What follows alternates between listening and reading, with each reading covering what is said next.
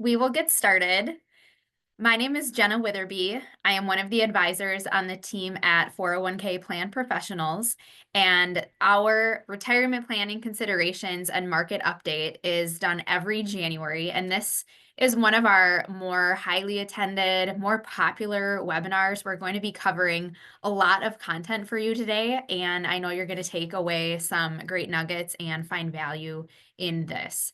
And if you're not familiar with 401k Plan Professionals and our team, we are a team of advisors who focus solely on corporate sponsored retirement plans.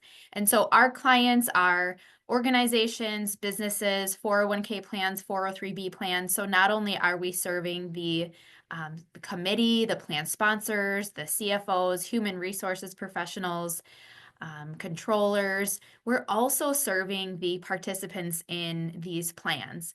And so you viewing the webinar today, you might be a plan sponsor, you might be a participant in a plan, and regardless of what hat you wear, like I said, I think you're going to find a lot of value in today's presentation. Our webinar series has been going on for several years, and typically each month we spend about 30 minutes or less, and we cover a different topic, not just 401k related, but we cover a broad variety of topics when it comes to financial wellness. Today's is a little bit longer since it's a two-part webinar. So we will get through the content, we'll allow time for questions, and then this is going to be recorded and hosted out on our website as well as our YouTube channel. You will also get emailed a recording afterwards. So feel free to share it with others. There's no limit to, how many people you can share this with. And you can also find all of our previous webinars out on our YouTube channel and our website. So we're just continuing to add to this library. And speaking of the YouTube channel, there is a QR code here that will take you directly to our YouTube page. If you subscribe, it's kind of nice because you'll get a notification every time we have a new webinar, or sometimes we do short kind of FAQ videos out there. So that's a nice way too to just kind of stay in tune with our webinar series and what we're talking about. So I'm very excited today to have a guest presenter. Marta Rodriguez is a wonderful partner of ours. She joined JP Morgan in 2011, and she's a client advisor for the defined contribution investment only team. So she's a great partner of ours on the investment side with our retirement plans. She also has a lot of great value add tools that we can provide to you. And in this role, Marta promotes the research and investment management capabilities of JP Morgan to defined contribution consultants, advisors, and plan sponsors in the Midwest, like our team. Prior to joining JP Morgan, she was a wholesaler at DWS Investments. Prior to that, she worked at Van Kampen Investments. And I will let her take it away at this time, but thank you so much for being here with us today, Marta. We really appreciate your expertise. Great. Thank you so much, Jenna. And thank you all for taking the time this morning to be with us and for continuing to educate yourself on the timely topics that the 401k plan professional ladies put together. I very much enjoy working with this team now for many, many years, and I'm always inspired at the work that they do on behalf of their plan sponsors and participants. And I'm very happy to be part of today's session. The guide to the markets. This is one of the resources that Jenna was mentioning before. At JP Morgan, this is a quarterly publication that is now in its 21st year. And it's built to illustrate a bunch of slides and charts going over economic fundamentals and investment opportunities and risks. It's meant to show these ideas and topics in a clear and easy to understand way. There are over 60 pages in the guide, so it's quite a lot. However, I'm just going to share 14 that I think are relevant with you all this morning. In particular, I'm going to share recent performance in the market and the economy, looking at trends in growth, jobs, and inflation, and how policies proposed by the incoming administration could impact the path moving forward. Also, talk briefly on monetary policy and also a discussion on the global opportunity set across stocks, bonds, and just the importance of sticking with a diversified portfolio. There will be a few poll questions sprinkled throughout in order to make this presentation a little bit more interactive and hopefully fun. And I do encourage you to participate in those polls. And feel free to raise your hand with any questions that may arise. I also will pause at the end of my slides to ask for questions as well. Before moving into the first poll question, Dr. Dave Kelly, he is our Chief Global Strategist at JP Morgan, and he shared the following analogy regarding the American economy, which I thought was interesting and I'd like to share.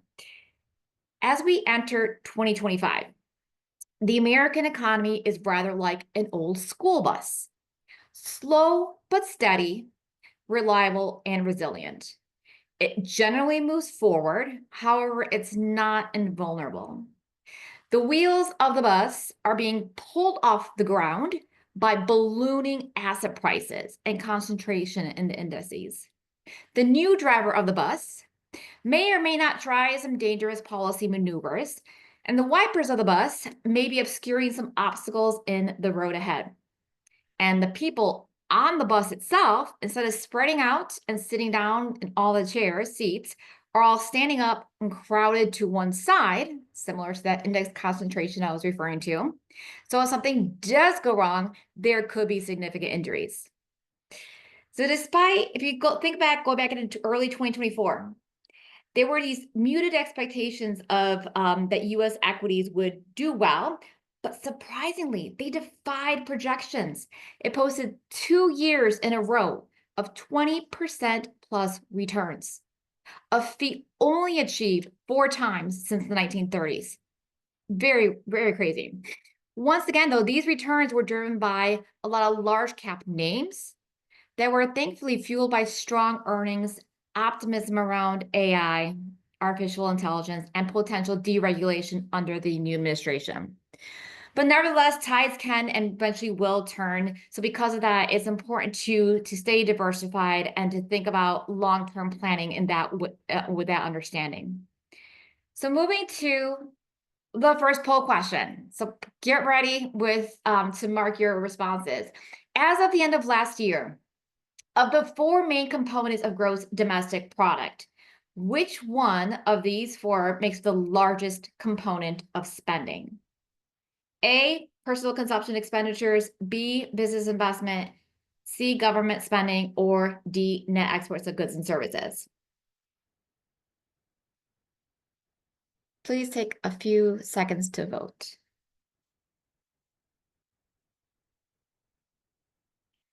And the results, we have, interesting enough, 56% of folks think that government spending is the main component, and 39% thought personal consumption. We are going to close that poll, and the actual answer is A, personal consumption expenditures. 2024 was another impressive year for the U.S. economy, with real gross domestic product at an above trend pace for a 4th consecutive year. To understand why the economy is so resilient, we're going to look under those different components. So on this page, on the far, that box on the right, you'll see the different components there. Now, consumption in that light blue accounts for almost 70% of the U.S. economy. That's us. That's us out there spending and shopping and services and in goods. So it's no surprise that the health of the economy is closely tied to that of the consumer. Supported by impressive gains, there has been gains in household wealth, as well as also, surprisingly, there's been 20 consecutive months of positive year-over-year real wage gains. So after taking inflation into account, there have been 20 months of where wages have been increasing. Consumer spending, therefore, has been powering the economy forward, contributing 2.5% of the overall 3.1% increase in GDP in the 3rd quarter. So again, we're really a strong force of the GDP there.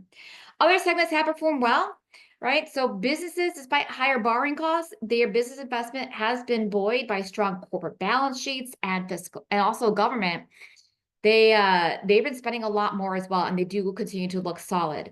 On the other hand, home building has remained subdued due to elevated mortgage rates, and the combination of a strong dollar as well as overall sluggish global economic activity has weighed on the U.S. trade balance, meaning that net exports purple is negative because of that trade balance there being negative.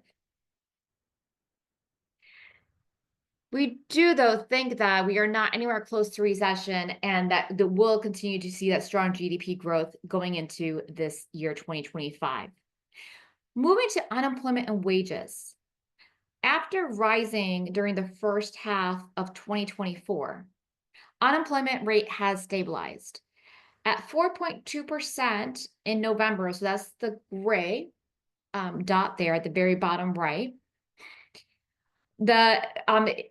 It is meaningfully above its cycle low of 3.4% set in April of 2023, but it's also lower than it has been almost 88% of the time over the past 50 years. So it's still on the low side there. Steady economic growth in 25 should continue to support job gains, reducing the risk of any further meaningful rise in unemployment. In fact, should labor force slow down slightly because of possible stricter immigration policies, unemployment might even drift lower over the course of the year. So we have stable unemployment, but wage growth, which is in blue, has also moderated and remained stabilized. So loosening labor market slack has led to a moderation in wage growth. After peaking at 7% in March of 2022, growth has continued to slow back down to trend. Wages for private production and non-supervisory workers rose 3.9% year over year in November, putting them back in line with the 50-year average. So all in all, again, wages are continuing to go up and steady out, and unemployment rate is going down. When we flip to the business side of thing and look at the sources of earnings and growth and profit margins on this slide, earnings continue to remain strong. They grew by 9% in 2024. So if you look at the left-hand side chart there, on the far right of that left-hand chart, you see 24F. So 9% growth there. And when looking at analyst expectations for 25 and 26, we are looking at even stronger growth of 14% and 13% respectively. Compared to the long-term average of 7.2%, these estimates to us seem a little bit too rosy, particularly given our expectation for a little bit slowing nominal growth. However, trend like nominal growth, we do think that will continue to grow with more stimulative fiscal policy, which should support earnings gains, especially when these gains begin to broaden out beyond the largest stocks. Because what's notable, if you've heard of the term Magnificent Seven, of the S&P 500 index, these large 7 companies towards the top have really been pulling forth a lot of the earnings growth, as well as making up a big portion of the stock market indices. Those Mag 7 companies grew by 31% in 2023 and 36% in 2024. Crazy. Compared to the earnings for the rest of the 490 stocks, actually contracted by 4% in 23 and then grew just by 3% last year. However, this is the year where analysts are seeing a little broadening out of those earnings. So not just concentrated in those top 7 names, but broadening out to the rest of the index there, which it will open up opportunities for active managers to shine by looking and choosing those companies that are poised to do well. Moving on, second poll. As of the end of the year, 12/31/24, which inflation component contributes the most to headline CPI? So that's Consumer Price Index. A lot of choices here. Sorry about that. You have energy, shelter, core goods, auto insurance, food at home, and dining, recreation, and other services. So which of these actually contributed the most to recent headline inflation?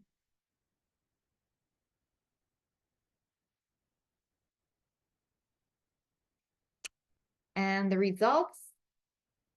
Food at home. Man, my grocery bill will tend to agree with that. Energy, shelter, they're all going. The answer, interesting enough, right now, as of the end of last year, is actually shelter. B, the second one. So we close the poll here. Gonna go to the next slide here.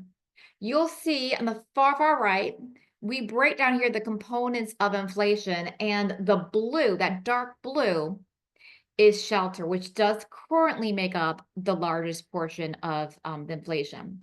Now, inflation did make a meaningful progress downwards towards the Federal Reserves. They had a 2% target that they try to aim for.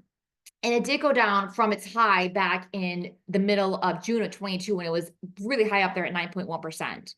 Currently, it's around 2.4%. But it has stalled a little bit as of the end of last year. Headline CPI rose 2 to 2.7% year over year in November, compared to 2.4% 2 months prior. So recent gains, though, I think are nominal, and the Fed does believe that the inflation should resume its downward march here in 2025. For most of last year, core goods had actually a steady source of deflation. So the orange, so actually led to deflation as supply chains remained well managed and companies were able to produce, even though there was slightly some elevated geopolitical tensions. Some of the more volatile components, if you look at gasoline prices, have weighed on energy prices. So green, that made up a huge component back 2 years ago, but actually it's now negative, right? So the energy prices are now deflationary, but food inflation, purple, has remained pretty mild as well. So, but overall, the key drivers of inflation are two things: shelter and auto insurance. Shelter inflation, the dark blue, accounts for about a third of the CPI basket and has remained a little bit stubbornly above its pre-pandemic trend. That said, when you look at real-time measures of market rent, if you're out there trying to rent an apartment right now or going a home, they point to more normal levels of shelter inflation moving ahead. So it should hopefully be decreasing there. Also, auto insurance, the red portion, a consistent hotspot of inflation, eased slightly in November. And we do see that vehicle prices that solely feed through this data, it will trend lower continuing going forward as well. So overall, inflation should continue to ease in 25. However, policies discussed by incoming administration should be, if they're implemented as communicated, may cause progress on inflation to reverse course, at least temporarily. And one point of that is this next slide, which touches briefly on tariffs. Now, this is a slide that we normally don't go over, but I think it is meaningful in light of the new administration for this year. On this chart, going back, it shows the average tariff rate on U.S. goods going back to the early 30s. Over time, economic globalization has led to increasingly relaxed trade policies. So indeed, the average tariff rate on U.S. goods has steadily fallen since the 1930s. However, geopolitical tensions, supply chain snarls induced by COVID-19 have prompted a reevaluation of open trade policies, right? Let's look at this again. And then pair that with promises to protect American businesses and address unfair trade practices. Tariffs sit at the center of the Trump administration policy agenda. So if we assume a 20% universal tariff and an additional tariff on Chinese imports of at least 60%, calculations by the Tax Foundation suggest the average tariff rate on U.S. imports could rise to 17.7%, which is that gray slash dotted line to the far right, in 2025, up from around 2.4% in 23. Admittedly, the trade policy remains highly uncertain. It's unclear whether tariff policies will be implemented as proposed. Also, it may just be a negotiation tool. So it's kind of just wait and see at this point in time to see what the consequences may be. Moving on to labor supply. Labor supply in itself has normalized from its post-pandemic boom when there were a lot of folks that were going back to work and filling those job spots. And job growth has settled into a more relatively healthy pace. After falling sharply during the pandemic, labor supply in the US staged a very impressive recovery over the last 2 years, largely due to actually increased immigration. In fact, the Congressional Budget Office estimates suggest that immigration accounted for over 80% of total population growth in recent years. Moreover, in fiscal year 23, Immigration Services approved over 2 million initial applications for employment authorization, a 70% increase from a record 1.2 million in fiscal 2022. So with this surge in migrant population and workers, employers were able to fill open job openings without applying upward pressure to wages, which helps explain why strong job creation didn't necessarily spark higher inflation. Get more to see how this shakes out down the road. If immigration, is significantly restricted, if that would have an impact on the labor force growth and possible higher inflation growth due to higher wages down the road. I think it's interesting too, when you look at the bottom right, the participation rate changes, that the strong recovery we've seen the gray, the 55 and over crew, they're pretty much still staying out of the labor force, from its pre-pandemic levels. However, the prime age workers has fully recovered since its pandemic losses, and particularly amongst females. So go us females. We're all going back to work in strong form here. So moving forward, steady economic growth and solid corporate profits should support a moderate pace of hiring. So that's labor supply. Third poll question. The federal net debt is expected to increase or decrease from currently 98.2% of gross domestic product in 2024 to what percentage of gross domestic product by 2034? So in 10 years, do you expect it to increase and decrease, and by what amount?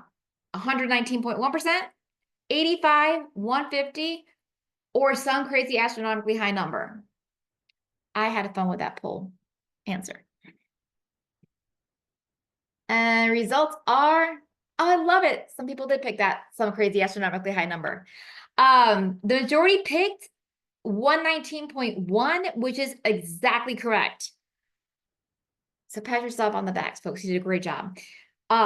Maybe on this screen here, federal finances. Among other expansionary fiscal policies, the Trump administration has expressed its intent to fully extend the Tax Cuts and Jobs Act, or the TCJA. So on the right-hand charts, you see that those letters, TCJA in red, that's what that stands for. So he's proposing to extend those as well as reduce the corporate tax rate. At the same time, the administration has promised to dramatically cut costs. So in determining whether these are somewhat feasible, it's helpful to look at this chart here. And on the left-hand side is the actual budget. And the CBO, which is the Congressional Budget Office, estimates for government spending and how that spending will be financed in fiscal year 2025. So to reach its cost-cutting goals, the incoming administration may have to make some difficult decisions. Because if you look at the total government spending, in orange is the non-defense discretionary spending, which accounts for just 12% of the overall government's budget, meaning they may have to explore cutting costs elsewhere, such as on defense or on entitlements, which is never a popular or good thing there. The administration also expressed its intent to use tariff revenues to help offset the extension of the TCJA. However, tariffs on the right-hand side there, it's a very little sliver there. It currently only makes up a small amount of government revenues, around 1%. And even if Trump's tariff policies are implemented in full, it still would not increase or make up a big portion of that revenue. And it may even invite retaliatory tariffs, which would slow the economy by reducing revenues elsewhere and could lead to increased income taxation. On the right-hand side, we explore the outlook for deficit and debt. So with no revenue or spending offsets, the extension of the Tax Cuts and Jobs Act is likely to amount to significant stimulus, which is a good thing, but also add to deficits, right? So every year, the federal deficit gets added to the overall debt, which is a good thing, so which we show on the bottom right. So according to the Congressional Budget Office, the federal debt is expected to climb to nearly 120% by 2034, the gray, excluding the impacts of the extension of the Tax Cuts and Jobs Act. But if you include that, Actually, the estimate that the debt would rise to 130%. So just something to just be cognizant of and aware of.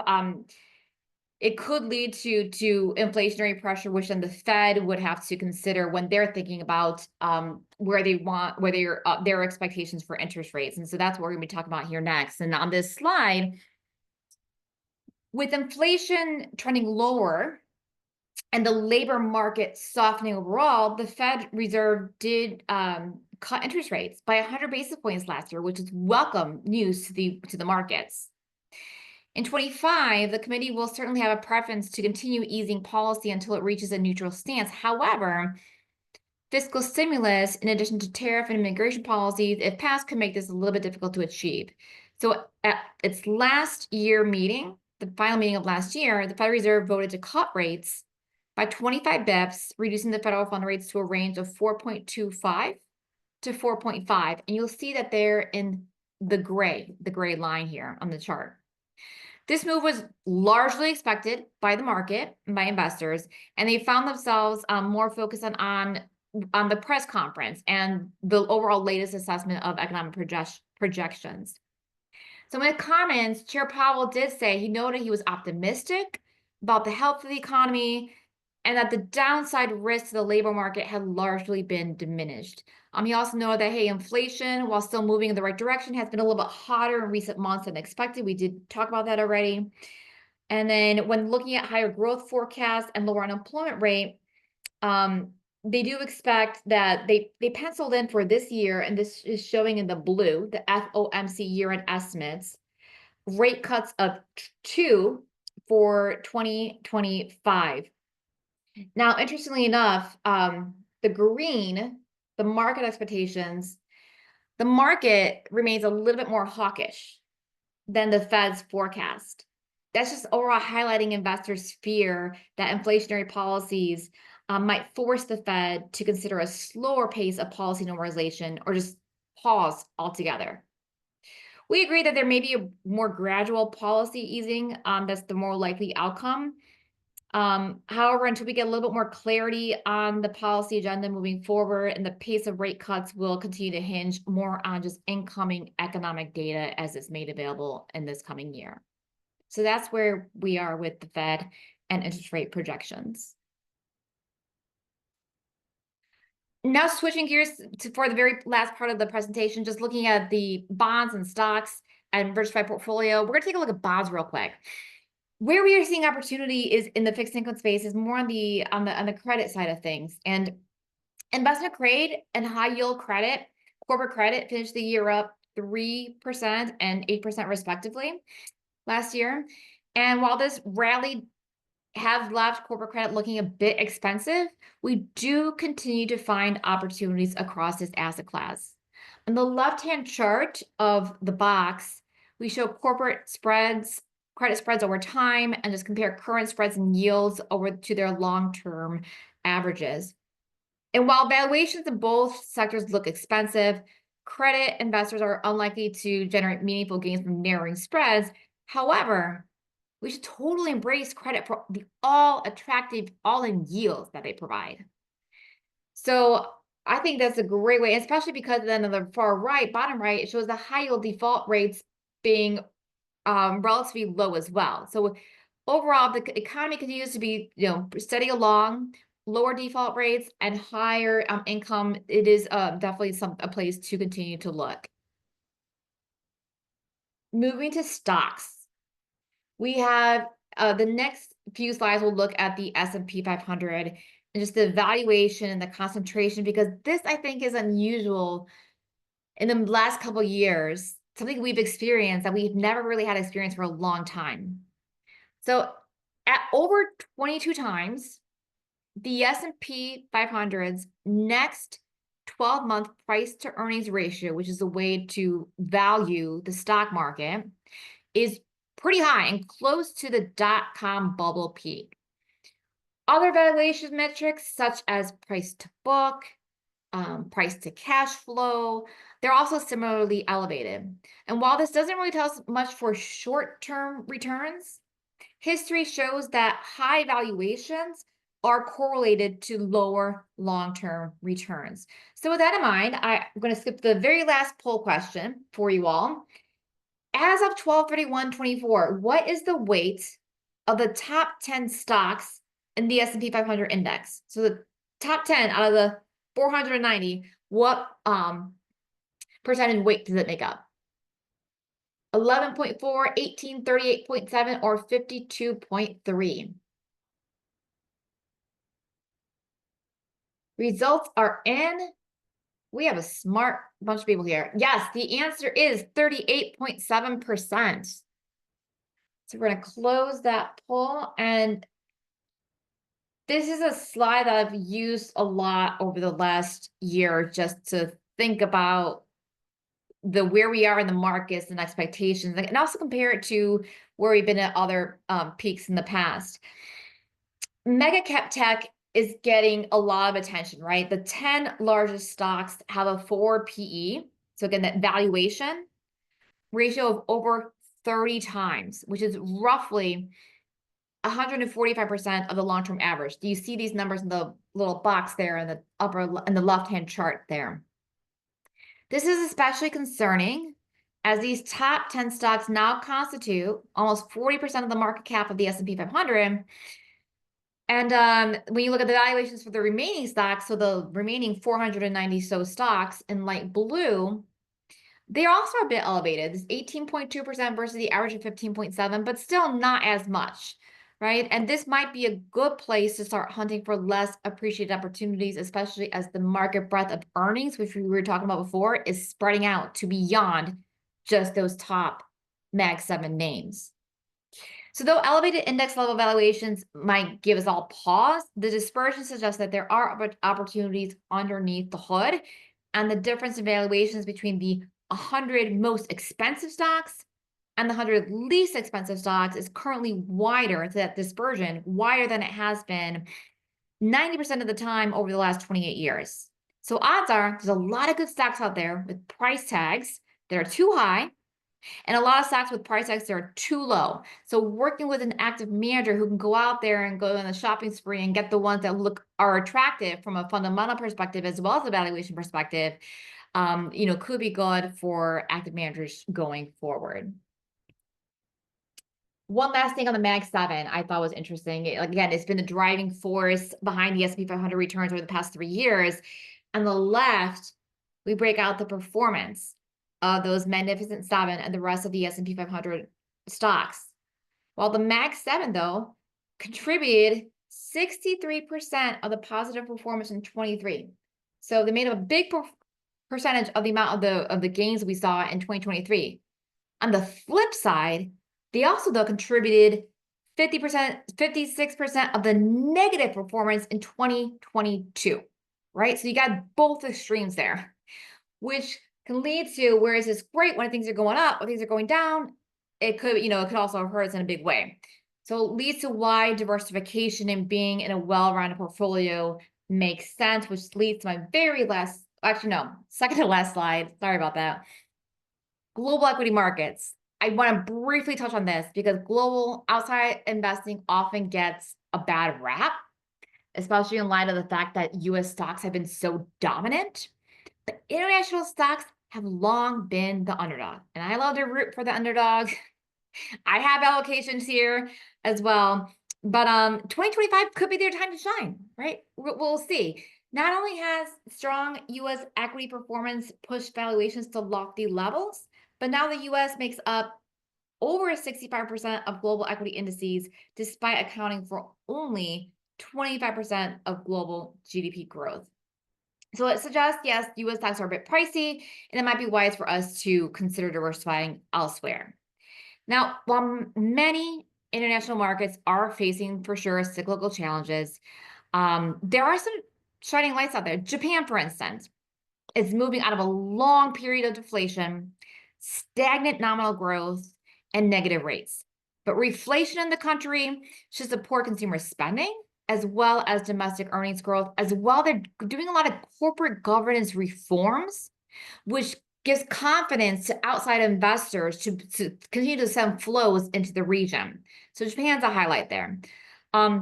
China's still a bit murky, right? But emerging markets outside of China do remain promising. One quick example there, Taiwan, right? It outperformed the US in 2023 and in 2024 due to its strong ties to the technology sector and to AI tailwinds.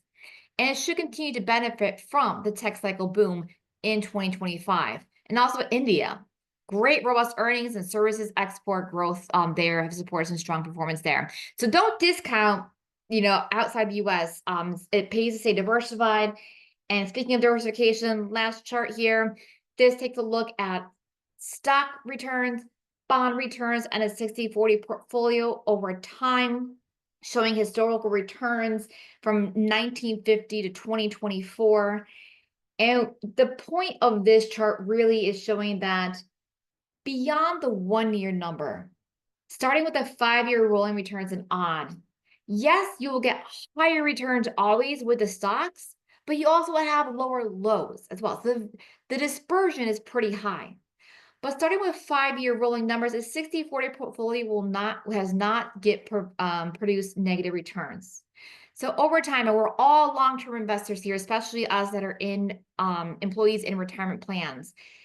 Being in a diversified portfolio over the long haul pays out in spades, and then the biggest point of achieving solid retirement outcomes is just saving enough and being diversified and working with great folks like those that are here with the 401k plan professionals.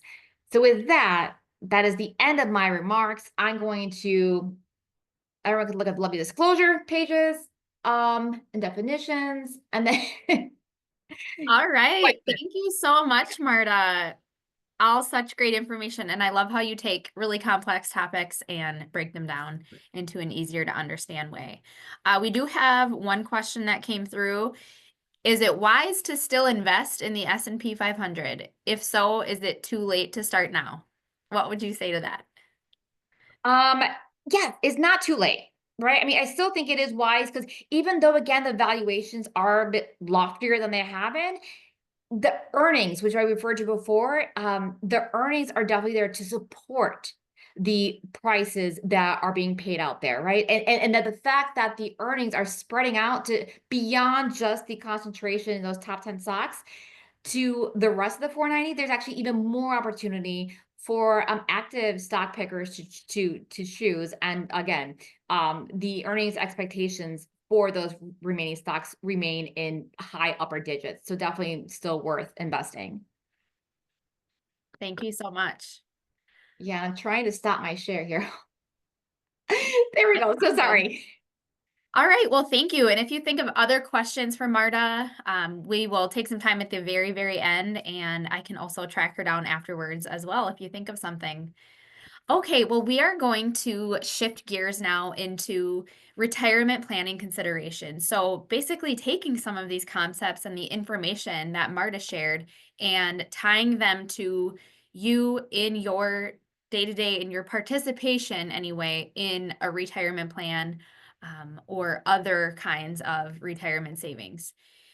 So first and foremost, I wanted to mention that we created a financial wellness tool or series for individuals to kind of go through. This is something we created a couple years ago, and this is based on years of conversations, meeting with people, talking to people, helping them with their 401k plan, yes, but also, as the conversations would move into other areas of their financial wellness, we started to get a lot of the same questions. And so we have this financial wellness series. It's 8 steps. It's out on our website and on our YouTube channel, but each step has a short video that corresponds with it. Most of them are, I would say, 3 to 5 minutes. And I continue to share this all the time with people. There's no login required. Just some really great value there. I think no matter what age or stage that you're at in life, that this can be helpful for you or somebody that you know.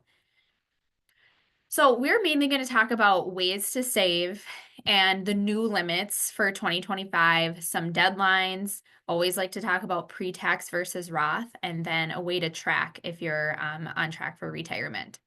And before we dive into ways that you can save, I did want to mention Social Security. I think this is always a good topic to review. We also, every summer, we do one of these webinars with folks from the Social Security Administration. That's another really highly attended popular webinar that we do.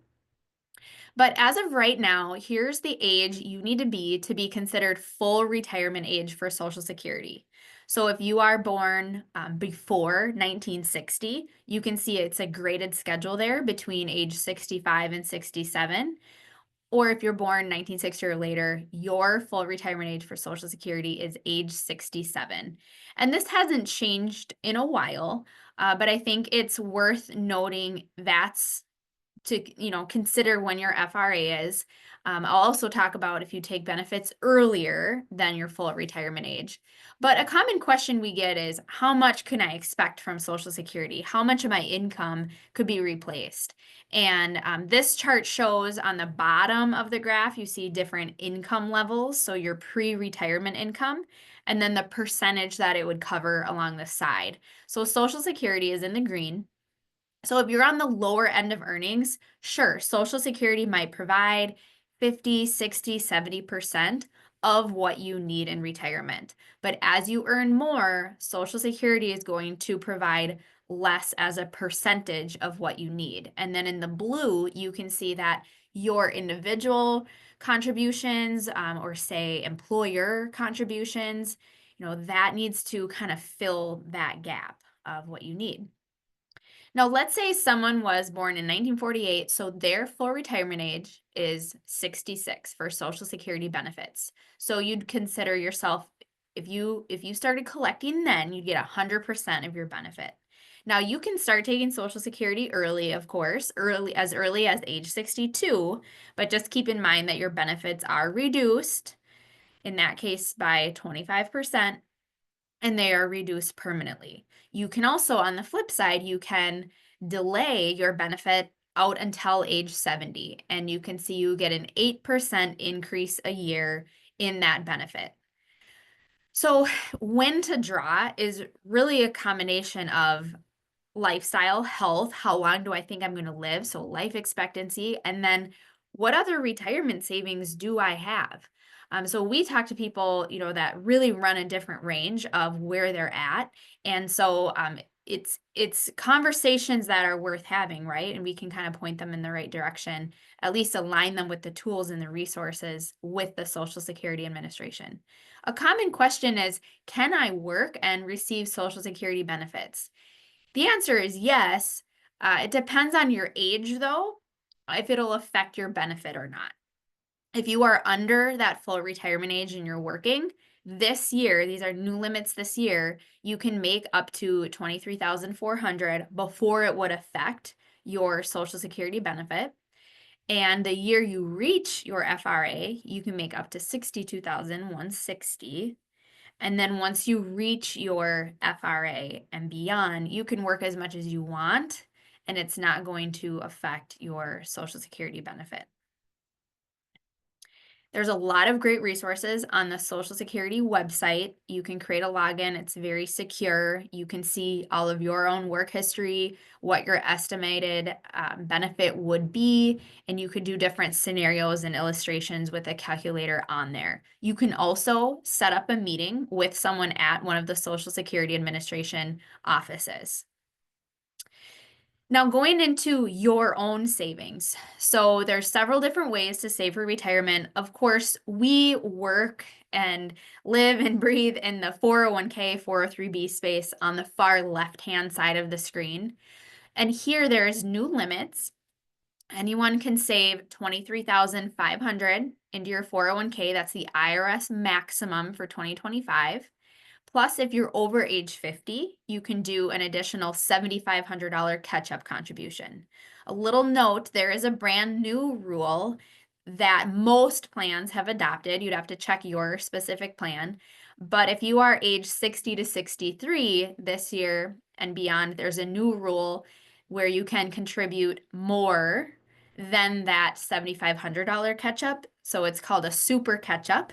And this year for those folks, it's $11,250. So happy to answer any specific questions there on those amounts, but you can put quite a bit into a 401k plan. And then the middle two columns are referring to individual retirement accounts, and there's two different types. There's the traditional, in other words, funded with pre-tax dollars, and then there's the Roth IRA funded with after-tax dollars. IRAs have a combined limit this year of $7,000 plus an additional $1,000 catch-up contribution if you're above age 50. And these limits did not change from 2024. And then on the far right-hand side, this doesn't pertain to everybody, but if you are covered by a high deductible health insurance plan, you can pair that with a health savings account. Now, why would a financial advisor be talking about an HSA? HSAs are not only a really great way to save for current and future medical expenses, but they can also add as kind of a secondary retirement account. And I'll explain why in a moment. But these have limits too. So these limits have consistently gone up over the last several years. If you're covered under a single health insurance plan, your limit is $4,300 for this year. If you're on a family plan, it's $8,550. And if you're over age 55, you have an additional $1,000 that you can save.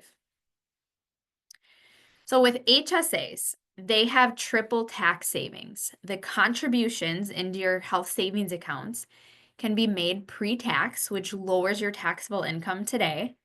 You can earn money tax-free through investments inside of your HSA.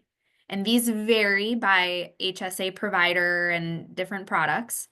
And then you can take the money out tax-free to pay for qualified health expenses. So triple tax savings. And you will need to check with your specific HSA provider on, what a lot of times you need about $2,000 in there of cash before you can start investing. I've seen 2,500, I've seen 1,000. So I can help you maybe dig into your specific HSA rules. But the bottom line is they're a really powerful tool for saving for current and future medical expenses. Also, after age 65, you can use HSA money on non-medical. You just would have to pay regular income taxes on it. So here's a chart. This is showing someone saving into an HSA, a family plan rather. So they have the family limit, but just saving from age 50 to 65. So in the blue is contributions plus earnings, and they do adjust it for inflation as well. And then in the green, those are your tax deferred earnings. So giving you an ending balance of $287,000. And you can see in the fine print all the different assumptions and everything, but you can see it's really impactful. And they say that 287,000 provides about 14 years of qualified medical related health expenses for a couple. So you may not have an HSA that's available to you. If you do in the future, this can be a really great tool for you. Okay, let's shift back to IRAs. Not everybody has an IRA, but if you do choose to save into an IRA, there are some rules under the hood, kind of idiosyncrasies about them. You can always contribute the maximum into an IRA, a traditional IRA. However, if you earn too much, you may not get a deduction for contributing to an IRA, and it also depends if you're covered by a workplace retirement plan or not.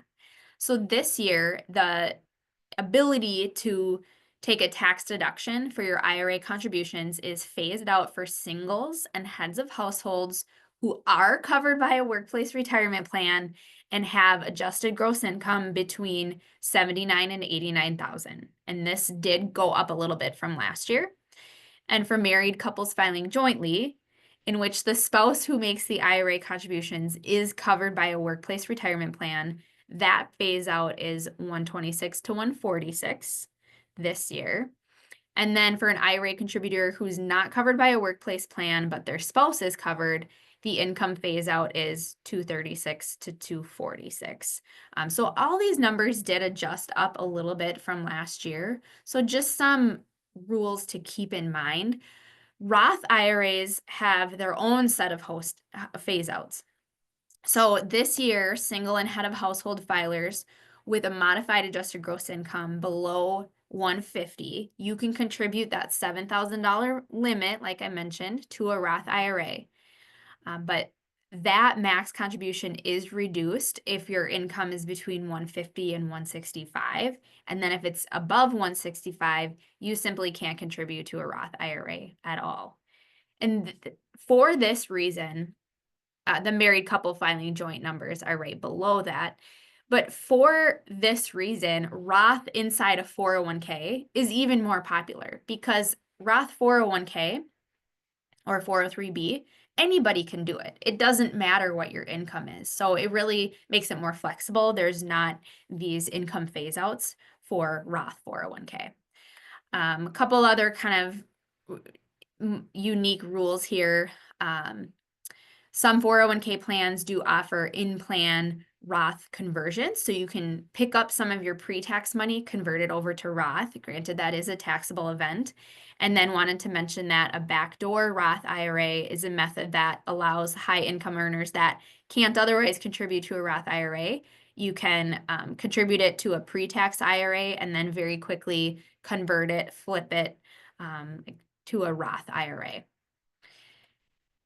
And then the gift limit did increase as well. So this year, contributions of up to $19,000 per individual or $38,000 per married couple filing jointly qualify for an annual gift tax exclusion. Those did go up a little bit from last year. You can gift as much as 95 and 190 respectively at one time if that contribution is treated as if it were spread over a 5-year period. Some deadlines. So April 15th will be the deadline for your own 2024 IRA contributions. So you have that bit of a buffer after year end. April 15th is also the deadline for employers to make contributions for 2024 into retirement plans unless they file an extension. December 31st is the deadline for anyone that needs to make any required minimum distributions for this year out of their retirement accounts, unless you have to take your first one this year, meaning you turned 73 in this year. You get a little bit of a grace to take that by April 1st, 2026. And just as a reminder, required minimum distribution age did go up from age 72 to age 73 a couple of years ago. And that age is set to even go higher in the future. So we'll keep you posted on that. Pre-tax versus Roth. I would be remiss if I didn't talk about this because this is one of the more popular questions. And by now, all of our plans anyway offer pre-tax and Roth contributions, making the plans more flexible. So this is a topic, it is a question that comes up and it's important. So in your 401k plan, more than likely, you have two ways to save. Traditional, in other words, pre-tax dollars on the left. Anything you save lowers your taxable income. The money grows tax deferred. You can take it out. When you take it out, you pay regular income taxes.